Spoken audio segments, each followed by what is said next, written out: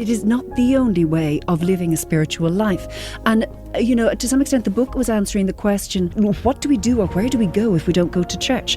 And I think for a lot of Irish people, that was a question that was kind of even either consciously or unconsciously mulling around in their minds. Because for a lot of people, they consider themselves spiritual but not religious. And there's a huge number of people who relate to that label. They might be finding their spirituality in yoga classes or, in nice sunsets or whatever it might be.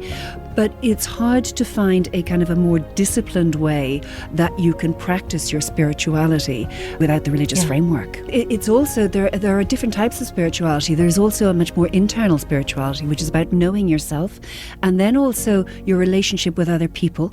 And another type of spirituality is your relationship with the environment. So environmentalism can be a type of spirituality and is really obviously a very hot topic at the moment. It may only be 30 seconds to, it might be that amount of time to compose yourself to actually say. What I try to talk about in the book is the idea of being very actively intent on growth, on spiritual growth. So because we all kind of think of ourselves or fancy ourselves as being actually fairly kind to people or whatever it might be. What I'm saying is that to try and, for all of us, to try and be a little bit more kind to the person who actually really bugs us, or the person we have major difficulty with and irks us. It really is. But that's where the growth is. I do an awful lot of corporate work. And the World Economic Forum talked about one of the top 10 skills for the next years to come was cognitive agility, the ability to be able to change kind of lens on the world. It's the kind of thing we do when I say, if I give a workshop for management away days or something like that, what's the bigger picture view? And then we go back and we put our noses to the grindstone and it's a much more kind of tighter view. Spirituality is very like that. It's just a different lens on the world, and we need to be able to train ourselves to be able to, all the busyness of our day-to-day lives, but also to see the bigger picture of why we're here, to find meaning in our lives. It doesn't have to be about afterlife. It may for some people and it's not for others. But to be looking at the bigger picture of, where do I want to grow? I don't want to be the same person that I arrived into the world as I am when I leave the world. I want to grow. I have aspirations. I want to fulfill my potential. All of those kind of things are spiritual needs that we have. And I also think that when we talk, there's such a push on for educating and the STEM subject. Well, it's a thought-provoking book, to say the least, and we could talk for hours. There's so many layers to this subject, there are, but it's fascinating that you put them all into a book, and I think an awful lot of people, whether you're religious, non-religious, spiritual or non-spiritual, I think if you read this book, you're going to get a very interesting insight into the whole subject. The book is called The 7-Day Soul. The noise, I think, is the rush of everyday life. There is that urgency in life that we live by. It's almost like if you're not stressed, well, why aren't you stressed? You're not important enough. It's almost like we have a value attached to. Yeah, exactly. Yeah. It's like if you were to ask somebody, are you busy? And if they were to say no, you'd almost be going, why?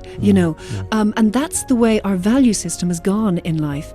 But it has become too noisy for everybody. Everybody, to me, is just living on the surface. It's like, I use the example in the book of the pond skater, just skimming across the pond, across the surface of the pond, and never actually seeing what's below the surface. So in this, it's about looking a little bit deeper, but in whatever we do. So it is not about taking time out of real life, as it were, to go and meditate on a yoga mat or in the Himalayas or whatever it might be. Often I find that finding meaning or our purpose in life isn't about doing something different. It's about doing how we do something. So it's in doing something differently.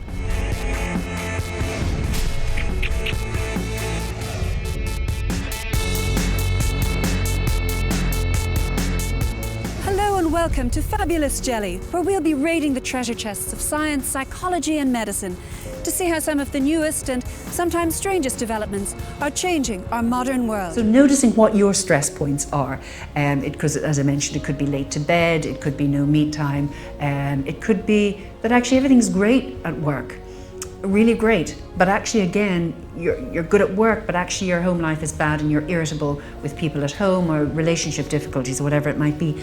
And you need to be looking after the relationship. You need to be nurturing that. Maybe you're giving all of your best self to work, because work it rewards you, doesn't it? You get projects done, whereas life doesn't. It doesn't end in that way. There isn't a kind of feeling of, oh, well done, so-and-so, you've done very, very well on this project. There isn't that same praise. Well, what can also happen with stress and burnout is that what's happening is that the biggest signs, or the first signs, are actually happening at home. Why? Because that's where we let it all go. We kind of keep our mask on, we keep our polite face on as much as we can, we turn up at the meetings, we say, if we're burnt out, really the minimum that we can get away with saying. Take this time, this space in your day, to be nourished by this time. I hope you will be nourished by it, and to actually get down into the detail of your daily living and what is actually things that actually can be tackled. We talk in business about the low-hanging fruit, the pieces that kind of the apples that hang low that can be plucked first from the tree. And that's what we're talking about here. Where are the things that actually you can have some control over that will make life just that little bit easier? Beginning in our society to see there's things like moral injury, which it's a spiritual phrase, but it's actually not something that we would have had 20 years ago. Spiritual distress, purpose anxiety, the idea that we're all supposed to have a purpose in life, we're supposed to have a calling, and religion gave us that calling, but if you're not religious, where do you get it from? So I was interested in what's going to fill that hole for us. And do you think the workplace should be doing that for us? Yeah. We have a lot to be doing. They have to-do lists. Do they now need to start worrying about meaning and purpose and spirituality? Yeah, and I remember, I suppose 25 years ago or so, speaking to companies, and they were going, honestly, you expect us to be looking after people's mental health? Seriously, we've enough to be doing, not their parents. I think first of all they're kind of relieved if I don't turn up looking like Mystic Meg with the crystal ball, to be honest with you, because people are a little bit nervous when we're talking about spirituality and smoke in the corners. Okay, got rid of the bad spirits, let's talk. Exactly. So I think kind of going, okay, we're on the same wavelength here. Then they're very open and welcoming to it. And actually, what I find is that when you kind of, because when sometimes I'm talking about other topics, and and then at the end I'll take questions or whatever it might be. But I've peppered a few, just literally, and this is what companies can do as well, because it has to come from the top down. Even if you begin to pepper talks with a little bit of spiritual words, you don't have to use the word spiritual at all, but just about learning or kind of your authentic self, or whatever, completely your own vocabulary and your own language, and your best self, or your potential, your vast potential, whatever it might be. Then you begin to start the spiritual conversation, and you really engage the people. And what I find is that when I go into to give workshops and talks, a lot of people will come up to me. I can ask for questions from the floor, and then afterwards, people will come to me privately and say, "I know what you were just saying about spirituality. Loved that," but they come almost apologetically.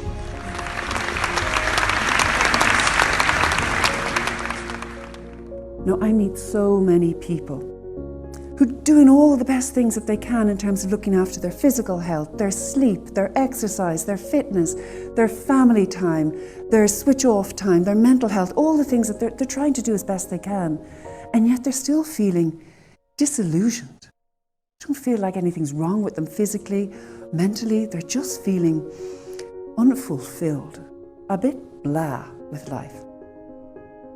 But that is because they and we have never been told that we have spiritual or existential needs as well as our physical and health needs. In mainland Europe, an ex-CEO and other high-ranking executives of a company were jailed a number of years ago for causing, among other things, moral distress, a very spiritual term, moral distress, leading to the suicides of a number of ex-employees. This language is coming. It's coming down the tracks into the workplace, and we need to be ready to embrace it as a part of good health. Now, we tend to look upon things that are meaningful as if they have to be, we have to go off to the third world, which is of course meaningful to help people. We need the shiny, meaningful jobs. But what's really important is to find meaning in the daily tasks, so that our workplace becomes a practice ground, a bit like going to the gym for our spirituality. We have to go and do the reps. That's what we want work to be, a place where we can do the reps to build our spiritual selves and our spiritual lives, so that we find meaning in the mundane, tiny aspects of what we do. Now, certainly in the corporate world, we're getting better at bringing an aspect of spirituality into our lives. There's corporate social responsibility that we talk about, and we do sponsored walks for charity, and we help to donate more, and we're better at recycling and supporting the environment and that kind of thing. We've got these nods. The UN talks about decent work. And Beyond GDP is a global movement to actually begin to assess national progress in terms that aren't just financial, broader than financial progress. So we're getting somewhere. But the future of spirituality work will be much, much bigger than these small little nods to spirituality or existential health at work. It'll become part and parcel of the future of work. We'll begin to mobilize our spiritual capital. We will begin to recruit and keep employees based on shared values and principles. Compassion will replace politeness. We'll honor humility. We will not place the burden of stress management on this person who's already suffering, but actually look to ourselves to say, are we causing stress to other people? We'll talk about responsibility as well as rights. And we'll promote people who promote and raise the people around us in service of other people, what we call servant leadership. But maybe that's a part B of that question. What were you really grateful for today? Yeah, and I've done it with the kids, and sometimes there's such thing as overkill as well. Yeah. I know.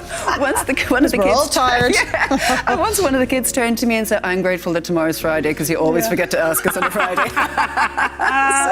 Brilliant. So they're keeping it real. Yeah, exactly, yeah. Forgiveness. Forgiveness, yeah.